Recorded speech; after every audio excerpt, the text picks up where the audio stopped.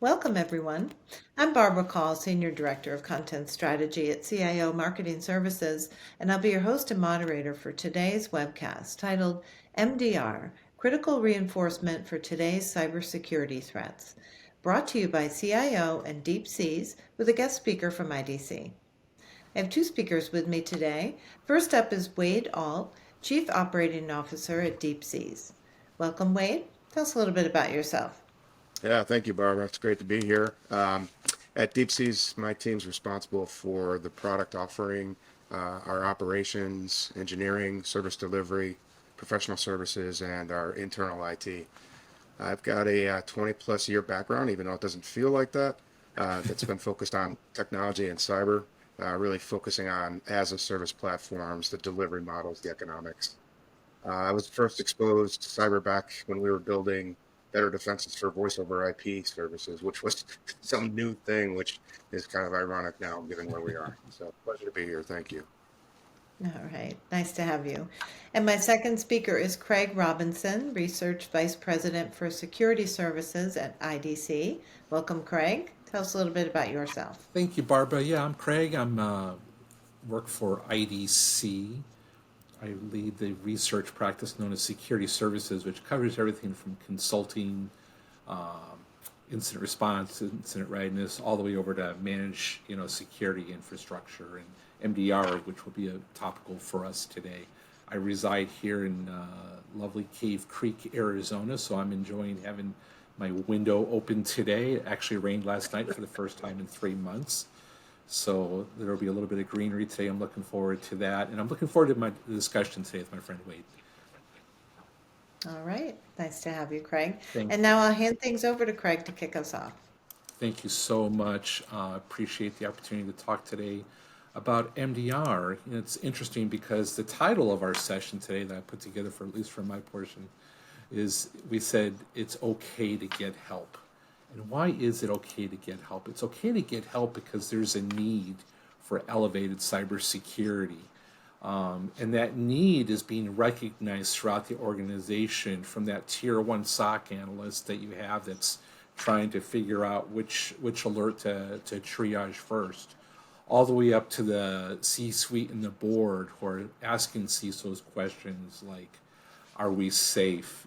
What are you doing to elevate our cybersecurity? How are you reducing risk? How can you help me to reduce that triple digit insurance, cyber insurance premium that the CFO just told us about? So cybersecurity and reducing the risk associated with it is very topical throughout the organization. Here at IDC, we're addicted to surveys because it's like the lifeblood of what we kind of provide. In addition to the conversations they have with cybersecurity providers like DeepSeas and others, or with the CISOs and CIOs that we talk to about their security needs. When we did a survey back in January of 2022 and February 2023, we asked CEOs, what technologies will your organization be prioritizing in terms of spending? And here's what's kind of interesting, because if you notice here on the call out, security risk and compliance are top of mind. It's kind of interesting that that's elevated to number one. If you really think about it, over the last 3 or 4 years, we've as a global community, we've invested a lot of money. We've bought a lot of tools. We've brought more people into the SOC. We're trying to raise awareness around cybersecurity. What does that come at the cost of? Some would argue that's come at the cost of other initiatives that might, more traditionally been under the CIO's parlay. Whether that's upgrading that ERP system, put it in the new CRM system, or optimizing your applications in the cloud. Well, security is still top of mind in terms of where money is being invested from the C-suite. Why is that? Well, obviously it's because of the elevated threat environment, right? Ransomware is topical, and we'll talk more about that. But everyone recognizes the threats that are out there. I think I've been Hey, Craig, informed by my boss. Yes. that, on that previous slide, it's interesting that workplace solution made it in 23, where it wasn't in 22. Do you attribute that to COVID? Oh, absolutely. You know, how I think one of the hardest jobs out there, I know it's supposed to be a cybersecurity discussion. I feel bad for teachers, who had to figure out ways of trying to teach, in-person classes and remote classes. That's the most obvious example I think of in terms of, disparate places where people work or learn. Same thing for in business. It's so difficult. And one of the things I think, for the CISOs and CIOs that are in the audience today that they need to start thinking about, if they haven't already, and I'm sure a lot of them are, is how does disparate workforces impact things like data loss? How do we protect the intellectual property? And arguably, that's one going to be the themes. So I'm giving you some marketing collateral here, Wade. After you get your prospects to install MDR, one of the things that they can start paying attention to are some of these other issues. They can start to be proactive, rather than being reactive and having to deal with all the alerts that are going on in the SOC. It's great as if we can start shifting people's outlook to be more proactive, looking out into the future to say, what are the things that I need to be tackling now that may not necessarily be at the very top of everyone's mind, but we know that it's going to be coming, and let's just talk about security risks around Gen AI and artificial intelligence. That's a whole nother webinar that we can do at a separate time. But great call out in terms of the question on that. Yeah, that's definitely a place of investment, or at least thought that has to go in. So, everyone has to have a FUD slide. What's FUD? It's that fear, uncertainty, doubt. So I got to give you one, and here it is. And that is, if your organization had to pay a ransom, what was the likely cost? Well, let's take a look here. Worldwide, overall in that top row, you see the average payment was $229,000. When you start seeing payments like that, that's an average. That means there's people that are paying more, there's people that are paying less. We have to be concerned about that. That's hence the need for greater cybersecurity and investments in that.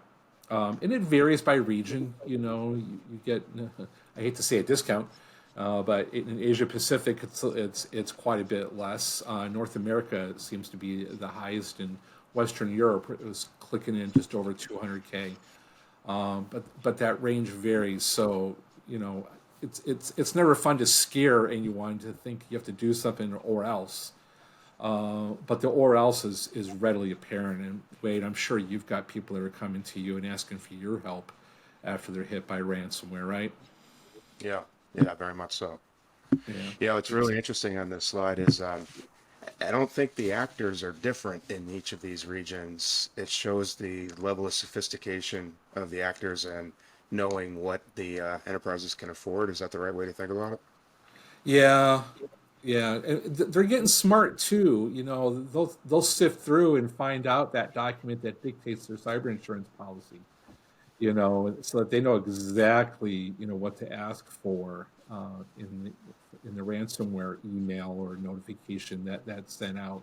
I think another call out that's interesting is being able to recognize that APT actors, the cyber criminals that are going after you.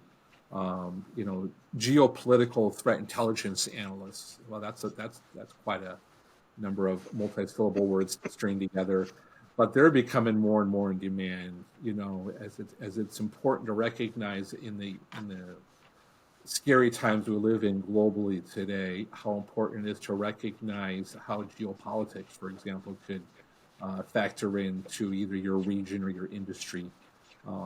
So one of the things that your audience probably wants to be aware of is making sure they're working with providers that can give them that contextualized threat intelligence as part of a broader service. It's one thing if it's something's hitting a completely different industry or region, but how does it impact me? If I'm a CISO, what proactive measures, there's that word proactive again. What proactive measures do I need to put in place that protects me based upon the current global climate, whether it's geopolitics or economic climate or wars that are going on? We'll go to my next slide here. And, this is an interesting one because, I want everyone that's sitting out there hopefully we're able to get a couple of at least a couple of CFOs, because I think this is my CFO slide or my CEO slide, because when we surveyed and said, for your last ransomware incident, how many days of disruption did it cause? And look at this, 46%, at least a couple of days. How many organizations can afford to be out for a couple of days? How many can afford almost 18%, and almost a fifth out there out a week? Imagine, those are the hard costs, right? Being down, not being able to totally fulfill what you need to do. But what are your soft costs? What happens to your reputation? What happens to trust? The concept of trust is becoming more and more topical out in cybersecurity discussions. And if your partners, if your customers, if your vendors can't trust you to fully operate, that's going to be a disruption to your business. And we got enough disruptions, that we have to worry about. We don't really need to worry about, ransomware. Yeah, this is fascinating. The it almost feels like in today's market, ransomware, compromise from ransomware is almost like table stakes. And Yeah. it seems like, from my point of view, the market's become more forgiving of companies that have been compromised. However, it all comes down to those first few days, and back to your point on proactive, right? What you Yeah. say, what you do in those first few days is really what defines how the market's going to judge you, basically, for how you handled the compromise. Would you agree with that? Yeah, absolutely. Minimizing that time is absolutely critical, and that's why it's so important. And I know this is an MDR discussion, so I got to pop in a little MDR here for us every now and then. But one of the key things that an MDR provider is going to do for the audience members out there is that they're going to have the playbooks, they're going to have the runbooks that dictate what's going to happen in different situations.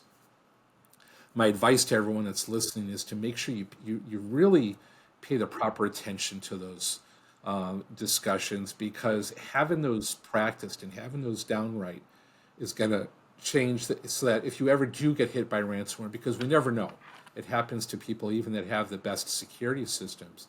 The key is to minimize it. The key is to stop the spread. The key is to be able to recover quickly.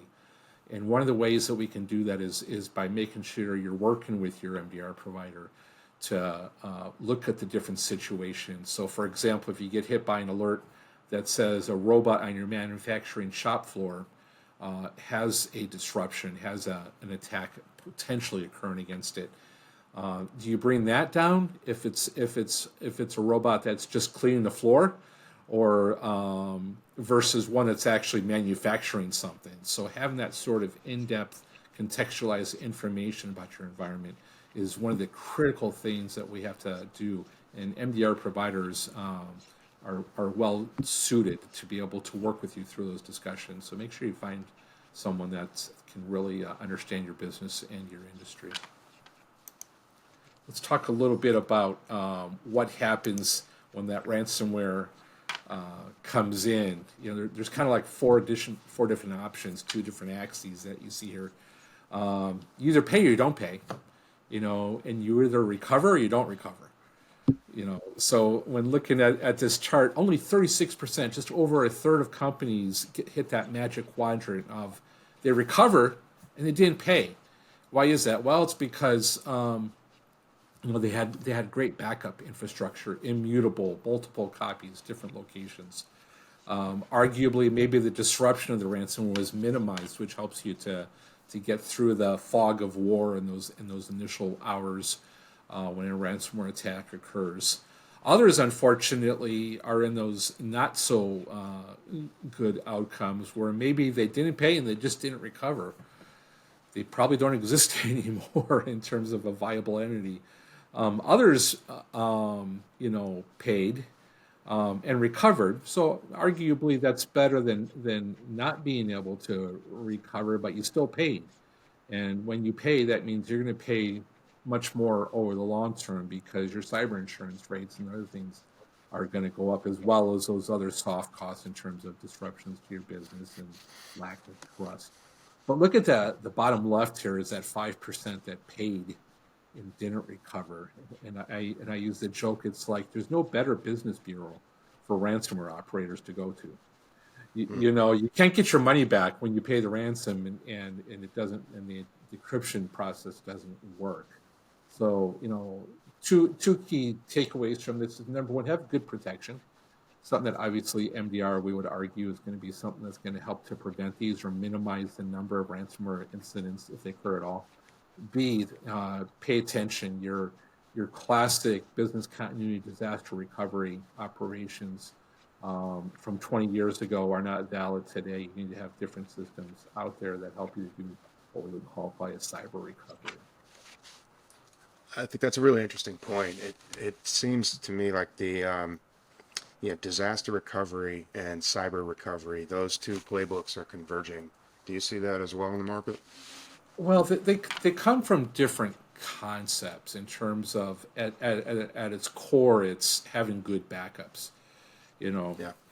I talked with another very senior security leader at a firm who often goes around and talks to board of directors after a major incident and kind of helps them, you know, kind of do a forensic look back. It's basically saying what went wrong. And he's going, Craig, he goes, it's amazing, 80+% of the time, it's the simple backup stuff, That's right. you Yeah. know, and the baseline stuff, that has to occur. So you're right, it is converging, but it's still you need to have a better backup strategy in terms of making sure you're able to recover those key systems first.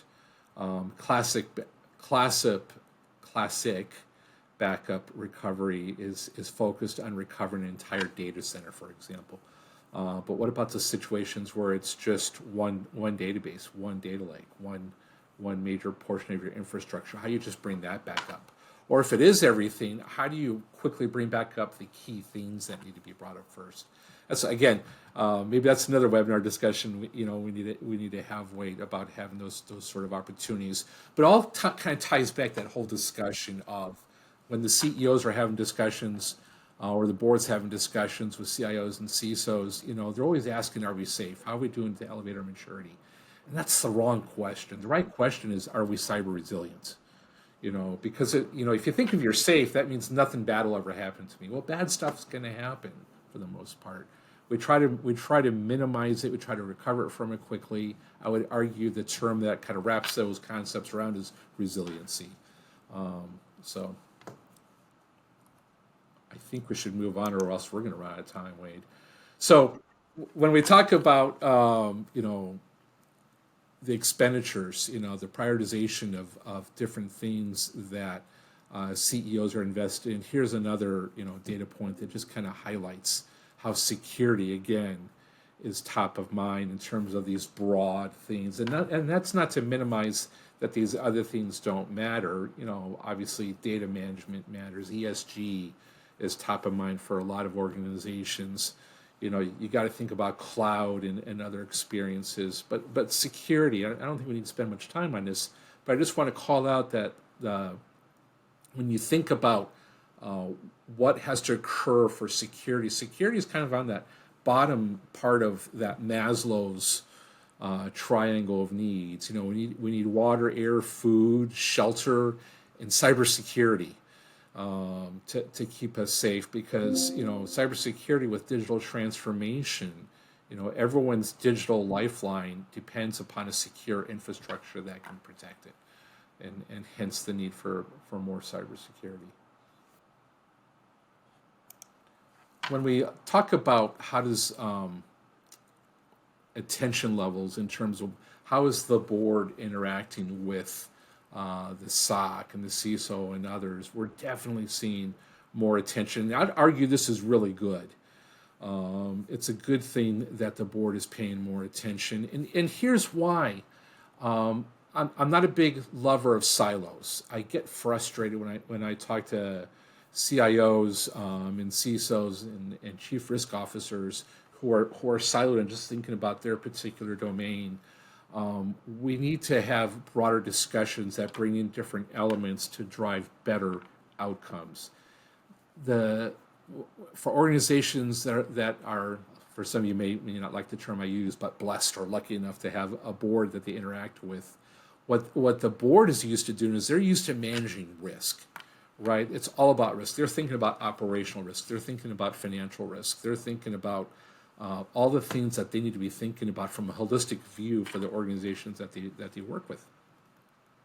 Cybersecurity, one of the things that they need to be thinking about more is risk as well. And how do they identify that risk? Whether that's making sure they have a good grasp of their assets, or thinking about things like we talked about earlier, Wade, in terms of how do we manage the risk of people working from home or in hybrid modes.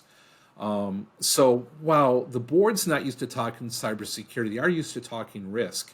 So there is an intersection where the board and security can come together and help to think about things. At what point do we mitigate risk? And when I think about mitigating risk, think about things like we talk about the lift and shift to the cloud, but I would argue it's been the lift and duplication, to the cloud. COVID-19 forced us to move a lot of stuff out to the cloud. But even there, I'm saying the wrong term. We didn't move, we copied, and we kept some stuff behind. Attack surface management now is much harder to do because we've got assets everywhere. And now all of a sudden, edge computing is coming into play, where computing is getting pushed further and further out from either a cloud environment or the classic four walls environment.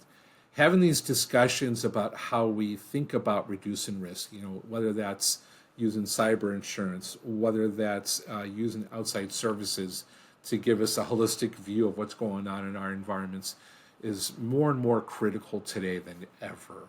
I don't know, you're probably being asked to provide some of those holistic views, I imagine, Wade, right? Oh yeah, very much so.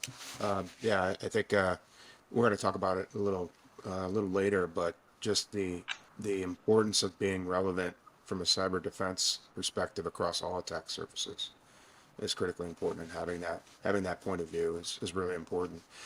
One thing that's interesting, Craig, looking at that slide previous about the concern of tech spend and then Yeah. the increased attention here, it seems like that's a balance, a challenging balance for cyber executives, right?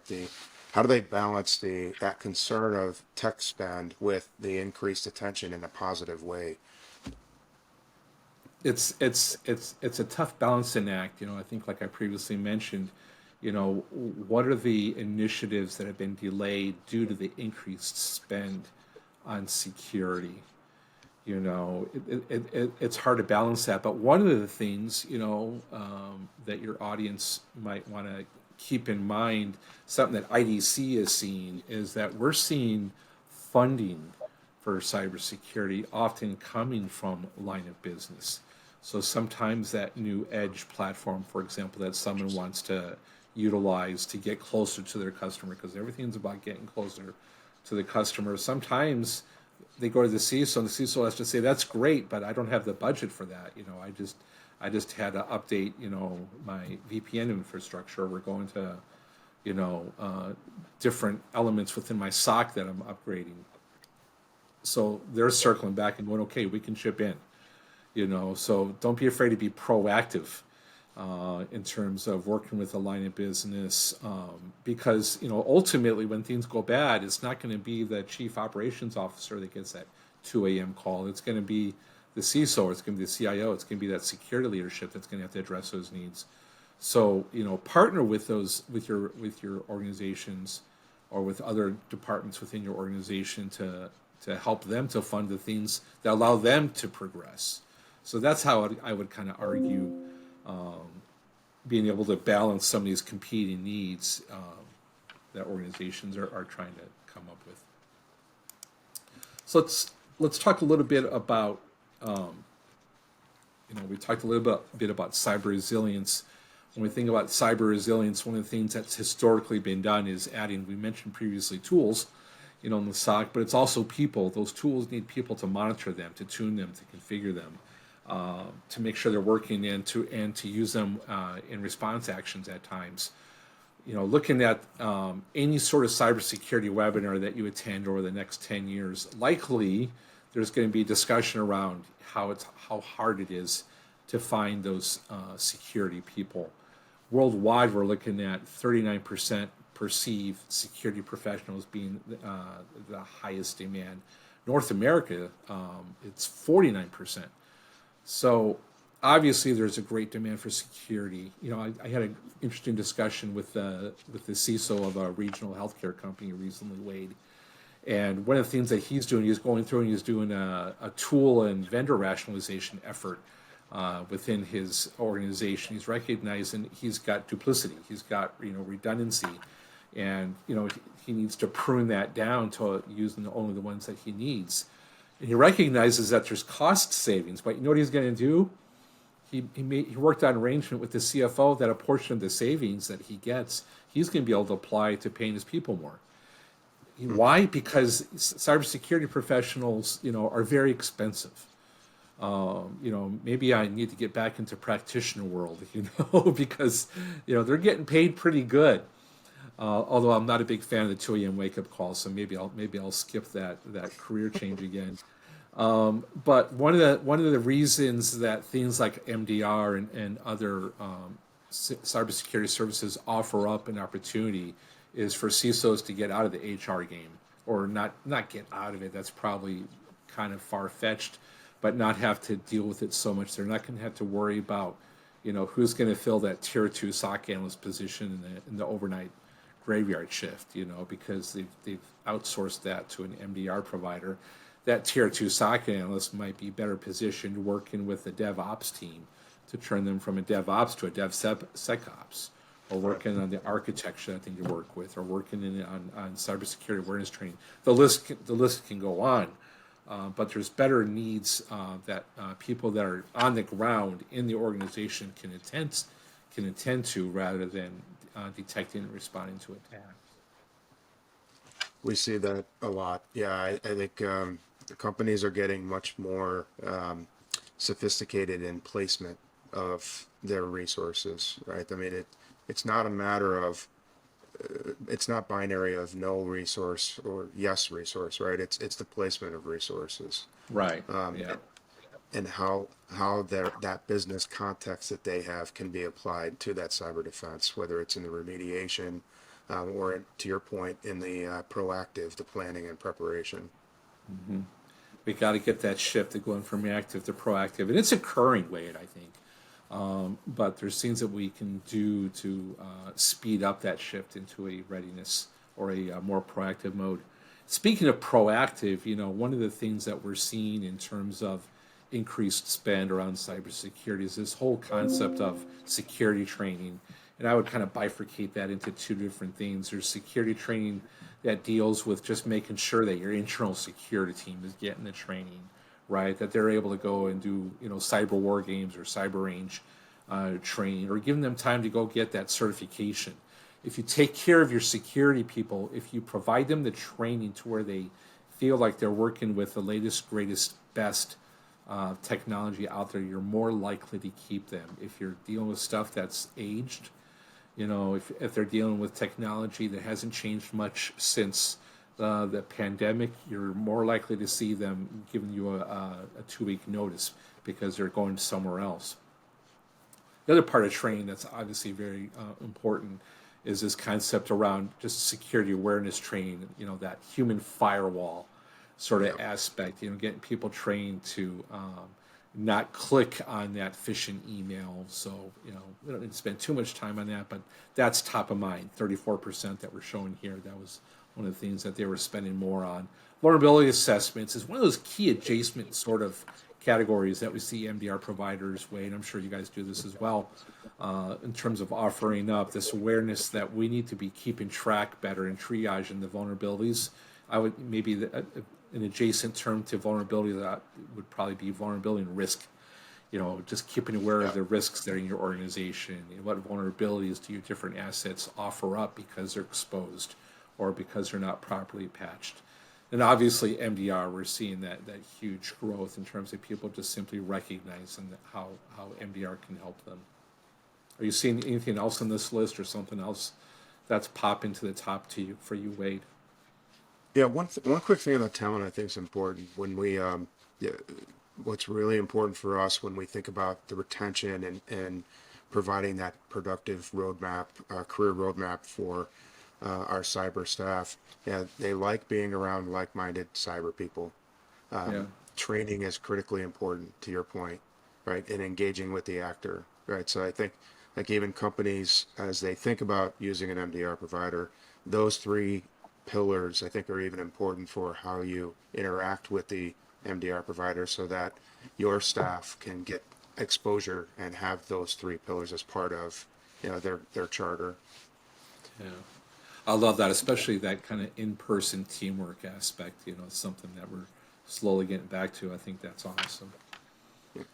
Yeah, and So then to let's your move on. point, Oh, I'm sorry. Go you ahead, had Wade. asked you had asked about the what we're saying, and I liked your point on the vulnerability because we definitely see that, and I'll call it vulnerability slash discovery, right? But Mm, an increased awareness on not knowing what we don't know, right? In terms of assets that are out there that need to be protected, and I think that's getting a little bit lumped into the vulnerability. So it's not just the traditional, but it's also that discovery of shadow apps that are out there and what the vulnerabilities are in that shadow apps that need to be covered. So mm-hmm. it's interesting that it's high on this list here, and I think that's one of the reasons why is companies are getting more aware that they don't know what they need to know, and how Yeah. they go about making that discovery and finding out what the vulnerabilities are of what they didn't know. Yeah. I, I think that's sort of that adjacent exchange of knowledge that you kind of get by working with a good, MDR provider. As I talk to different CISOs that are working with MDR providers, they always think of them as extensions of their team. And as extensions of the team, they start to understand what's going on within your environment. They understand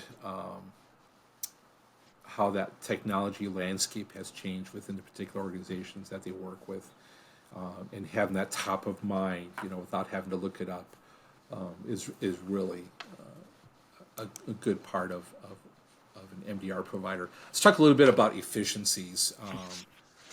Being kind of top of mind too, when we're talking about engaging with external security service providers. The key word I think that we had, that IDC had when we were surveying CEOs back in 2022, a whole 1 year ago, was efficiencies. Efficiencies and effectiveness. How important it was to make sure that for what we're using, does it work? We don't want to be paying for things that simply don't work. So let's squeeze the performance and efficiency aspect. But there's other things that security service providers, such as MDR and others, can give you. You just talked about asset management. Here it's number 4, providing visibility, across all my security controls, being Mhm. able to see what's configured correctly and what isn't. That whole idea of understanding that so many configuration changes that occur that cause vulnerabilities are human caused. So you need outside services are a great way to making sure that your environment is secure. Getting assistance during digital transformation, making security and IT as organizations continue to evolve their digital transformation efforts. It can't be a siloed effort. It's not, IT and operations makes changes and then notifying cybersecurity on the back end. It's that teamwork. It's get back to that theme of, let's kill those silos that exist out there between the different departments and working together. And the fifth one I'm going to just call out at the very bottom is obviously when you're choosing an outside security service provider, such as an MDR provider, how they can reduce your mean time to detection and your mean time to response. It's all about speed, making sure that we're able to see things in a quick manner, respond to them, because you got those playbooks and runbooks set up in advance. It's where you can even automate some of those response actions and things occur in a much quicker time frame. I think our mantra should be: we give cyber attackers headaches. Because we don't want to see them having good days. We want to frustrate them. That's right. That's right. Sometimes it's about not being the slowest gazelle. Yeah, absolutely, absolutely. So, But that mean time to detect, that's a really important point. That mean time to detect, that mean time to respond. The MDR provider has to come at this as a team sport. They can't yep, come at this as I'll take care of everything, because that's not reality. There needs to be tight integration, coordination between, the enterprise, the MDR provider, and that CISO group, however big or however small. yep. So let's talk a little about maturity, right? One of my favorite sayings of all time, what came from, I got enough gray hair in my head so I can remember this. But Ray Kroc was the founder of McDonald's, and half your audience out there, Wade, is going, "Who the heck is Ray Kroc, founder of McDonald's?" And he had this saying. He goes, "When you're green, you're growing. When you're ripe, you're rotting." Hmm. So whenever I think about cybersecurity, one of the things that's always top of mind is we always need to be continually to improve. We've got to be better tomorrow than we were today. And whether that's better threat intelligence, whether that's better systems that we put in place, we always need to be continue to be getting better. So this chart that we're going to kind of walk through here, we kind of start in the lower left hand quadrant, and we see how as you're starting to evolve a cybersecurity program, foundational elements that you see is number one, to follow a framework. For example, NIST is a great framework to follow in terms of things that you need to think about structuring your cybersecurity program around. But some of the first systems that you've put in place is your firewalls, your intrusion detection systems. Maybe your WAF, seeing your EDR go in. Those are kind of key core elements that people put in as you kind of evolve into a next layer and this isn't one size fits all, but this is kind of a general evolution that we see. As we see organizations start thinking about, well, we need to get a SIM put in place so that we can make sure that we're in compliance and we have some detection response capabilities maybe within that SIM. We start maybe ingesting some threat intelligence internally or externally. That's hard to sift through all that stuff on your own, but you at least recognize that need for threat intelligence. You recognize you need to test your environment with security testing, and you're cognizant of the governance risk and compliance needs of organizations, especially for those organizations that are in critical industries. How important it is to make sure you're staying top of mind of changing regulations. And at that top layer, that I don't know if that's pink or red. I'm color deficient, Wade. So if I say something that's stupid color, just yell at me. Kind of at that top layer, though, we start thinking about zero trust. How important it is to have that network segmentation done. How important it is to authenticate and authorize users on a regular basis using some intelligence behind it. We recognize that there may be cyber attackers in your environment, so we need to do some proactive. There's that word again, proactive threat hunting. We need to update our incident readiness capabilities by doing some, tabletop exercises, doing those red, blue, purple team engagements. Take a look at our attack surface management. And finally, we might think about, well, maybe we just need to outsource some of this. So again, getting back to that, moving our people into the right place rather than constantly that blocking and tackling effort of detection and response. And again, MDR provider. So half your audience is going, Craig and Wade, that's a lot of stuff that you want me to do. How do I architect all this? How do I pay for all this?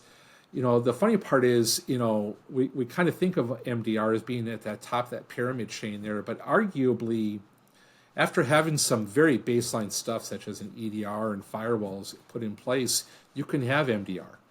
You can shortcut a lot of other stuff because embedded within an MDR service is a lot of this other capabilities, such as the threat intelligence, such as the threat hunting, such as the engagement in terms of looking at your configuration of your environment. So you don't need to fork out buckets of money necessarily to go through all the other infrastructure and services. Shortcut that process. It doesn't mean that other stuff isn't important, that you don't start working on that in conjunction with your MDR provider.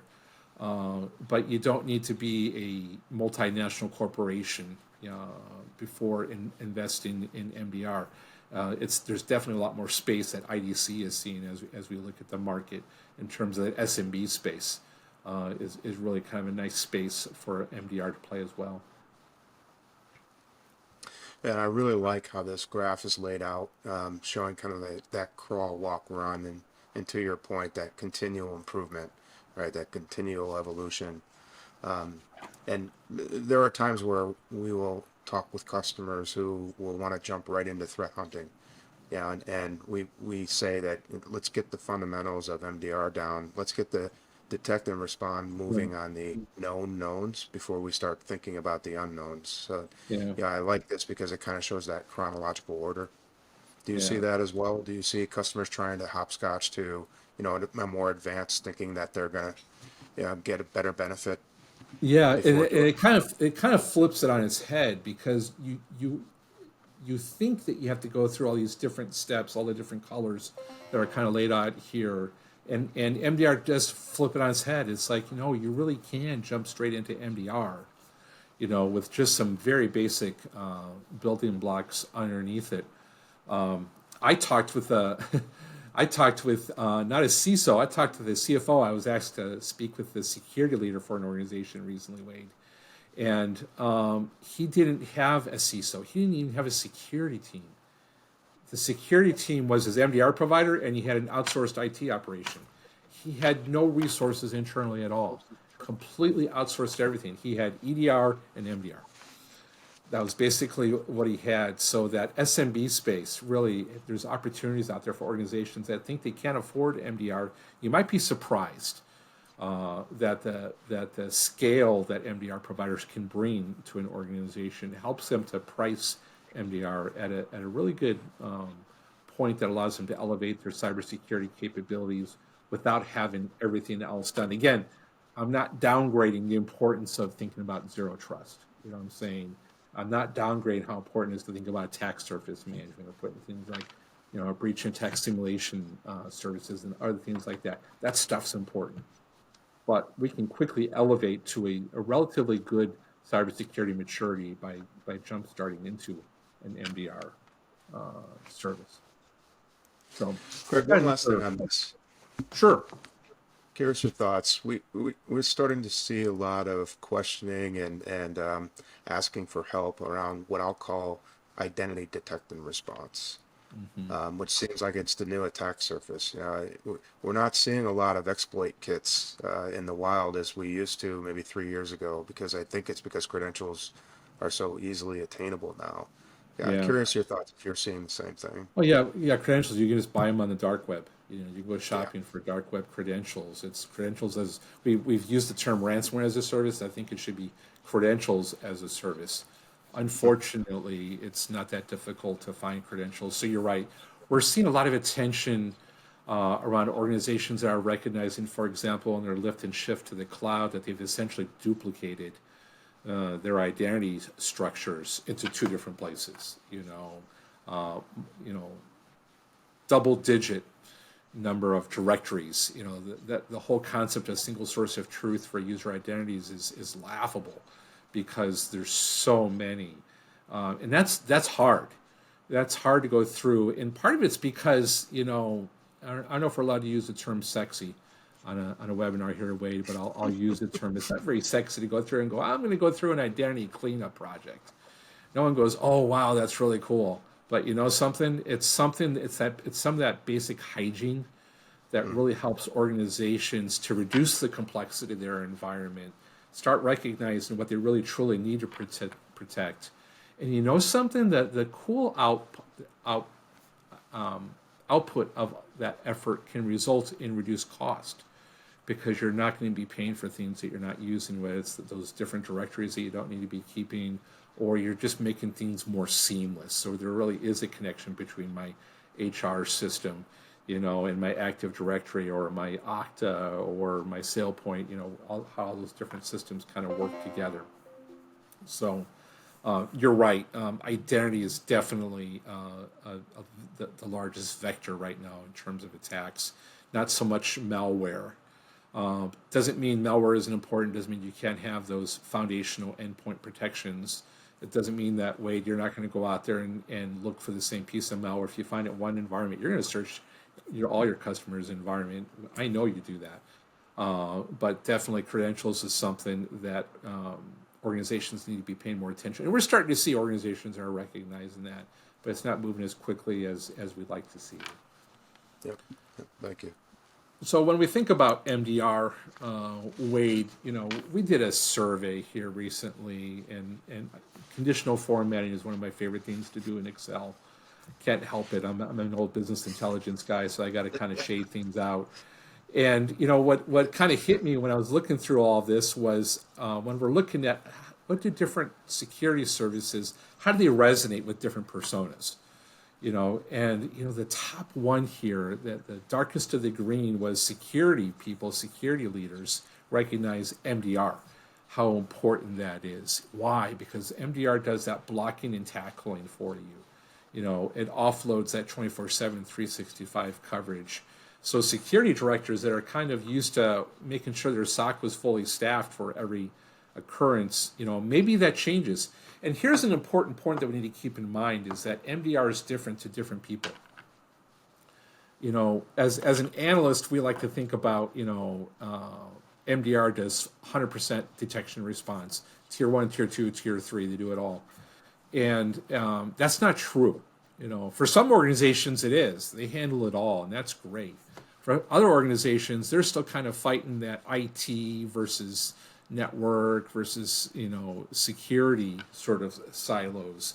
There isn't that trust. There's that word again, trust, between the different silos to make changes on behalf of other groups. And whether it's for that or for other reasons, maybe the MDR provider provides tier 1 and tier 2, and then tier 3 is kind of pushed back to the client because they want to handle those sort of difficult situations. Or it could be the complete opposite. Maybe an organization feels like they can kind of handle the tier 1 and tier 2 stuff, and then when things get really sticky, they reach out to their MDR provider and they kind of work in conjunction on that. So it's not a one-size-fits-all sort of service. It's going to depend on every organization. It's not a cookie cutter. It's going to be different for everyone. You're probably seeing that with the engagements that you're having, right? Is there a percentage one way or the other?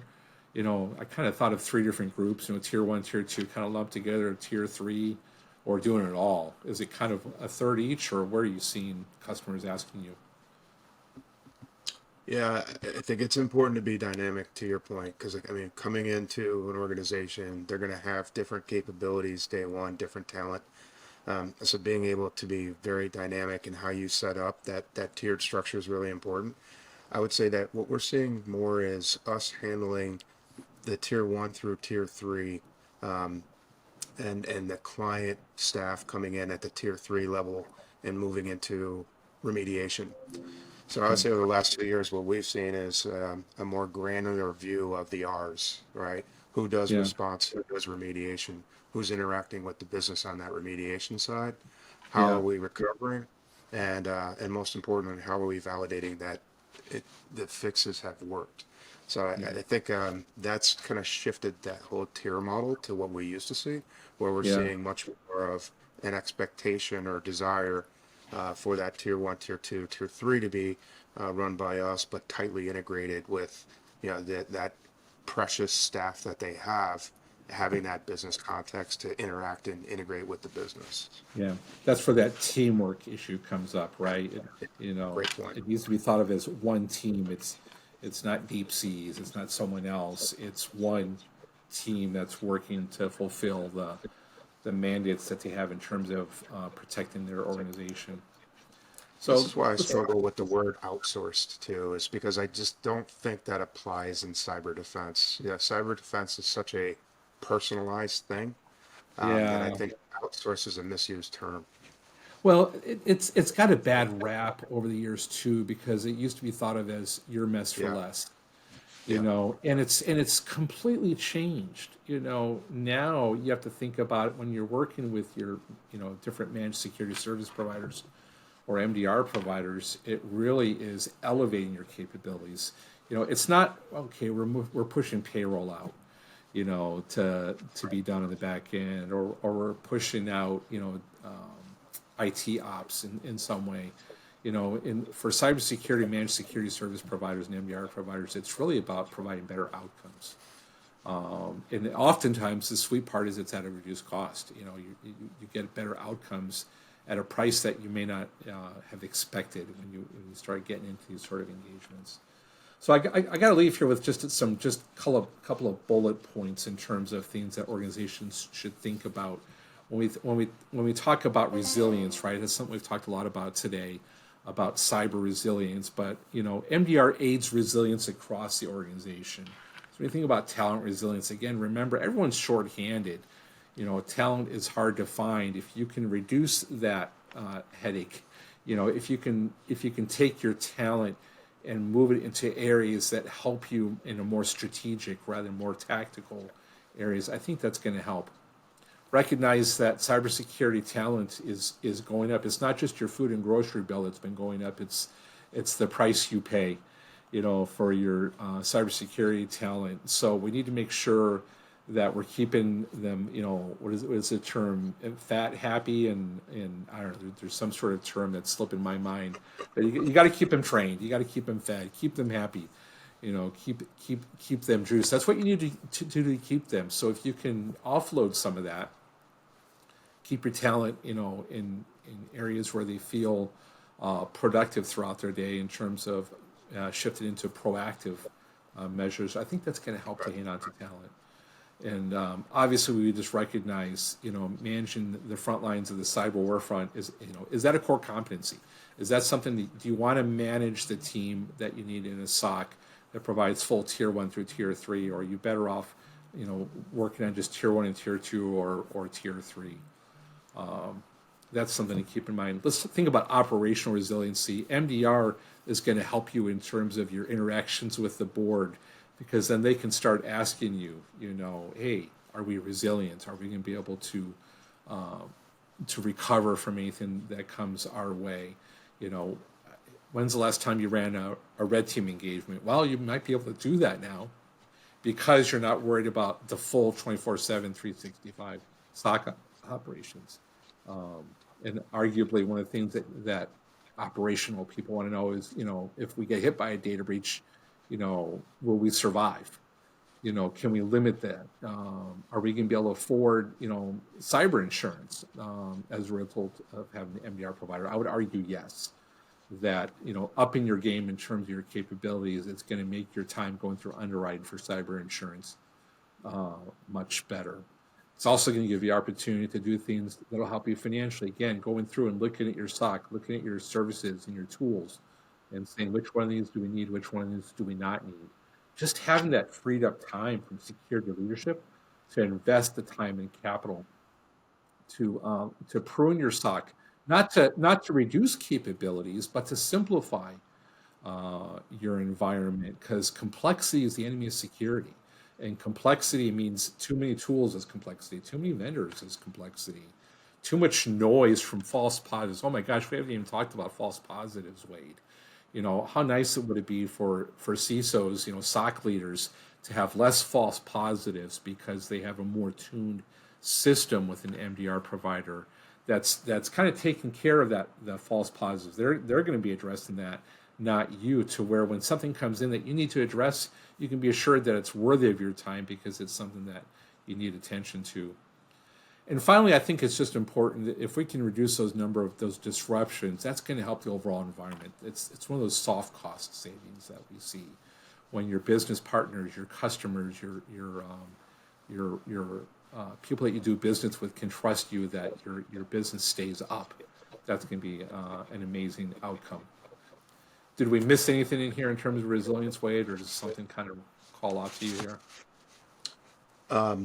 The only thing I would say is that operational resiliency, you need to be dynamic in what that resiliency is by environment, right? So your manufacturing environment may have a different resiliency maturity than your IT environment, right? And I think it's important for the MDR provider to be able to give you that visibility. I love your point on continuous improvement, and I think that applies here.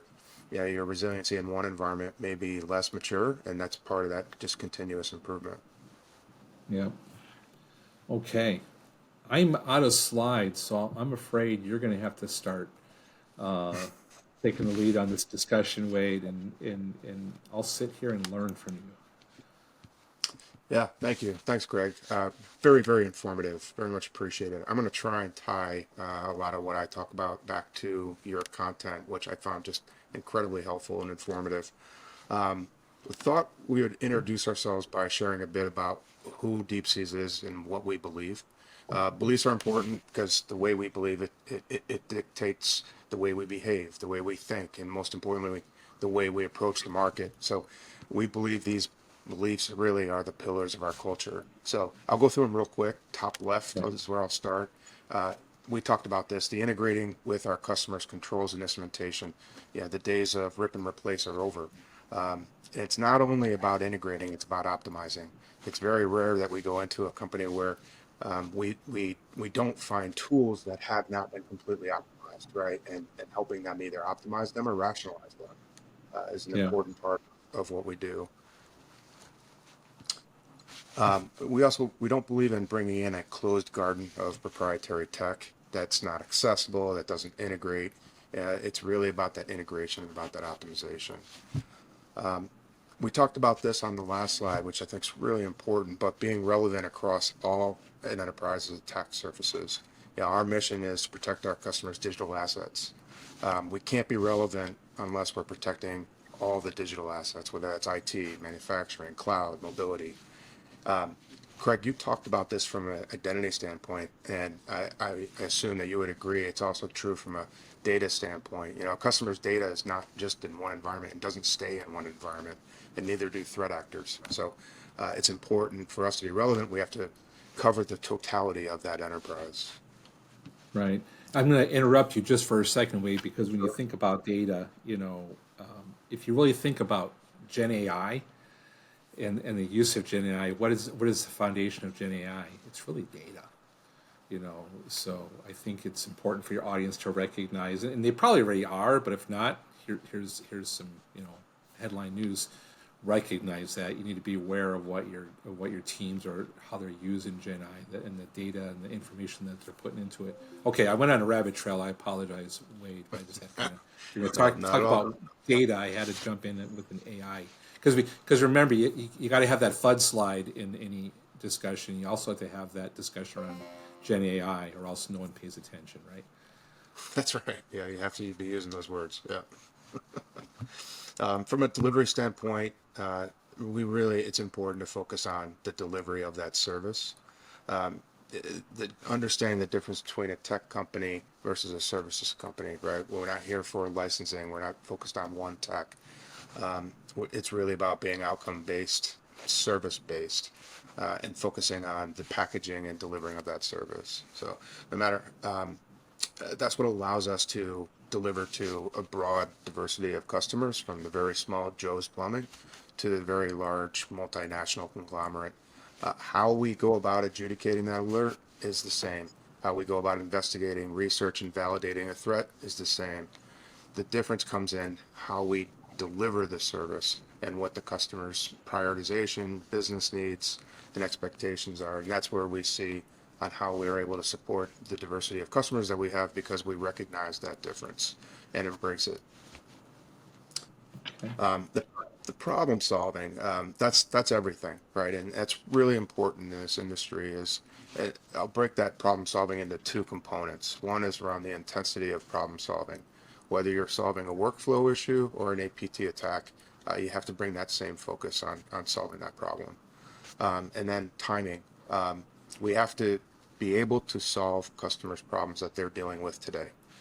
We can talk about tomorrow, we can talk about what we do tomorrow, but we can't lose focus of what we need to do today. And that is something that we have conversations with our customers continually, right? Is where we want to be is important for us. I love your point on prepare, but it's also about what we're able to do today and focusing on that. So that's a big part of our problem solving, is making sure we're solving the problems today, and then we can talk about what we're going to do to solve problems tomorrow. Mm-hmm. That customer capability, it's important to the mission. I think this is really important. We assume that there are customer capabilities that we need to integrate with. And as Craig had talked about from a talent perspective, on providing that training, providing that exposure, right, and enabling them to interact with the actor. I think that's really important for us. It's also really important for the customer to feel that as well, so their staff to feel that. So if you're looking for an MDR provider, be looking for those opportunities where your staff gets training from the MDR provider and they get to interact and they get to be around those like-minded cyber people. I think that's really important. So it's not about just tolerating customer capabilities that are in place. It's really about embracing it, making it better. I Mhm. love what Craig said earlier about making it strategic, eliminating the noise so that limited staff is focused on the most important, the most strategic problems and working to solve them. Okay. And then finally, the last belief that we have is around speaking the hard truth. I think that just goes to that one team, one fight mentality. This is absolutely a team sport. It's a very personalized team sport. So being able to have that transparent conversation about where we are and also about where we're going. Not every company wants to be the industry leading cyber, capabilities, right? That's generating new innovative type things, right?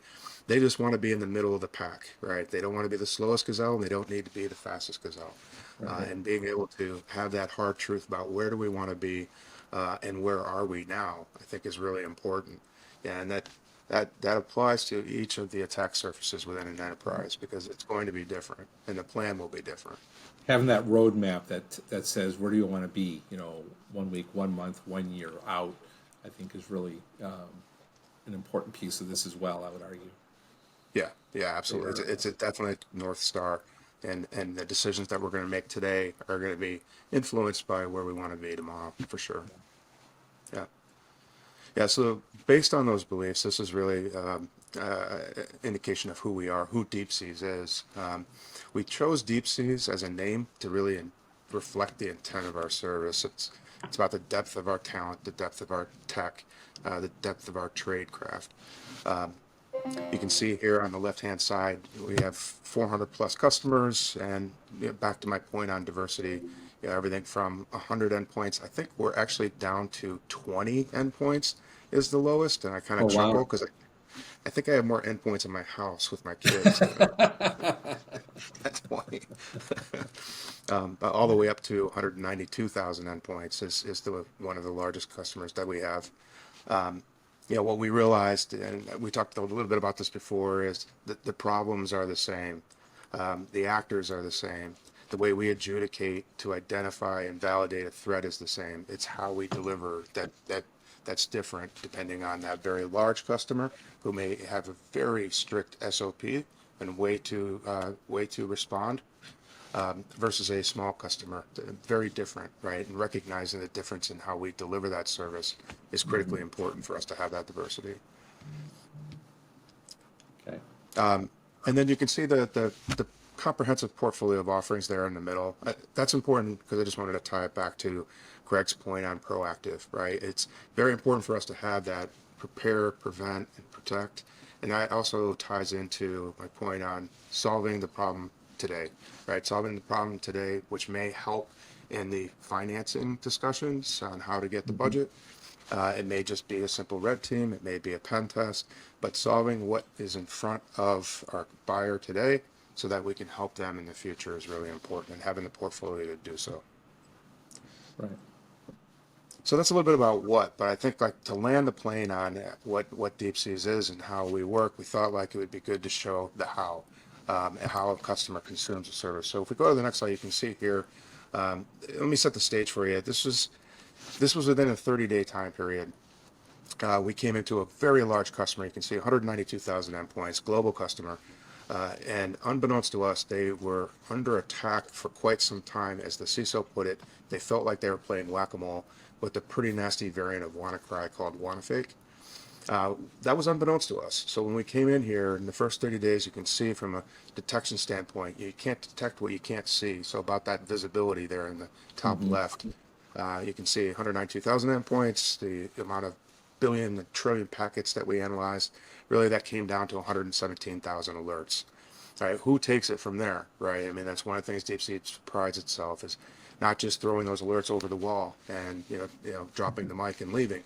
It's Yeah. about taking those alerts, investigating them, validating them, and most importantly, prioritizing them. So in this case, this is when we discovered that the WannaFake worm was in this environment. We were able to get a hold of it and reverse engineer it, and we were surprised to find there were no decryption keys. This particular one was there to destroy, and nothing more. It wasn't there to make money. It wasn't there to make a statement. Maybe it was, but it was clear it was there to destroy. So we found ourselves in a pretty tough spot right from the beginning. You can see there are 19 cases. The one critical case, those were machines that were already infected with the WannaFake. That high priority were machines that had the vulnerability to be infected, just hadn't yet. And then you can see in step 3 there on the far right, it was about really working with the team that was working directly with the business to do the remediation. And sometimes that remediation didn't work. So, retesting, revalidating, and just working with that customer to finally eradicate this nasty worm from this environment. And you saw there were other things we did find in the environment. They just didn't make it to as high a priority. And so there was work that the client team was doing as they were working on this particular issue while we were remediating some of the smaller issues at the same time. But the most important thing on any type of cyber operation, I would argue, is not only your ability to consume intel, but also to create it. And in this case, we were able to create that intel updates, those 78 updates that we were able to push back out to our fleet, to our other customers, so that we were ready for this particular worm, which in fact did start happening. We did start seeing it in other environments within a 72-hour time frame of when we saw it here. Very good. That was quite an operation. Very interesting time. Yeah. Yeah. Yeah. This ties really just to what Craig said, so I'm not going to spend a lot of time on it, but the value that we bring, yeah, it's important. I see a lot of our competitors, they talk about what they do and what the service is, but it's important to tie it back to the value, the overall value to the enterprise. From a business standpoint, it starts with that reduction of risk, whether it's brand risk from an incident and how you are reacting to it, as Craig had talked about earlier, that theft of intellectual property, or as we saw with that 46%, that business disruption. It's about the reduction in the cost of doing business.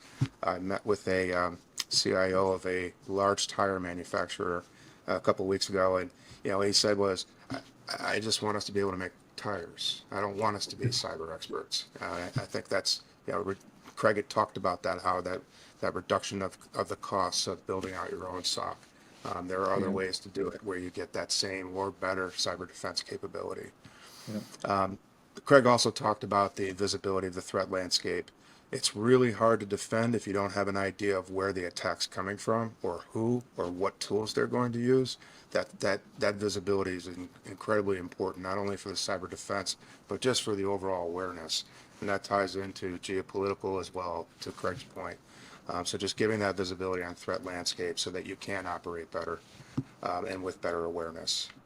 And then finally, most important, it's around those measured outcomes, whether it's to the board or to C-level or even to the team.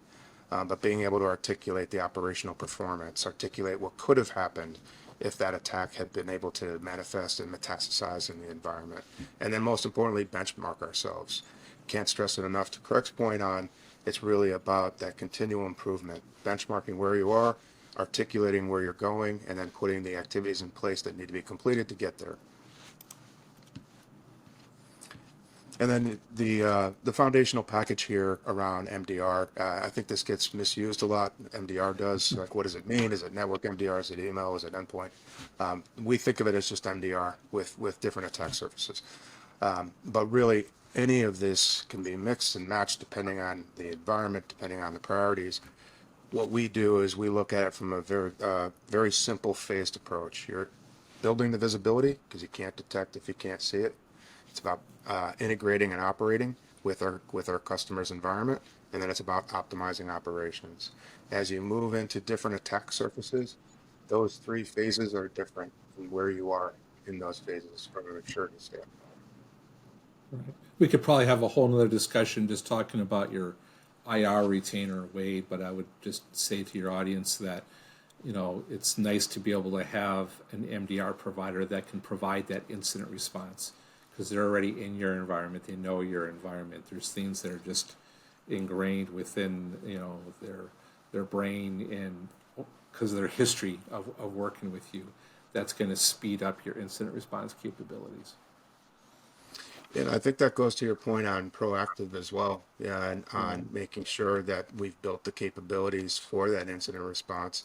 If an insurance provider is bringing in somebody to actually run the IR, the incident itself, there's still a tremendous amount of support activities that have to happen. And to your point on that proactive, on building those playbooks, having them ready to go, I think it's as important as when you find it and you're smoke jumping into a situation. Yeah. And then finally, just some examples. I won't go through each of these. Winning on the front line, but yeah, you don't get these all the time. It's important to make sure that you're able to articulate value on what you're doing on a day-to-day basis. But these stakes are real, and there really are actors out there that have bad intentions, either on the theft of hard-worked intellectual property, or making a statement, or in the case that we just walked through, intent to destroy. So these are just some examples of cases that really rose to the top in terms of attention and most importantly, the deliberate actions that were being taken. Good stuff. Thanks, Wade. Yeah, thank Barbara? you. Okay. Thank you both. That was great. That's all the time we have for today. Thank you to my guests, Wade Alt of DeepSeas and Craig Robinson of IDC. And thanks to you, our audience, for joining. For CIO and DeepSeas, I'm Barbara Call.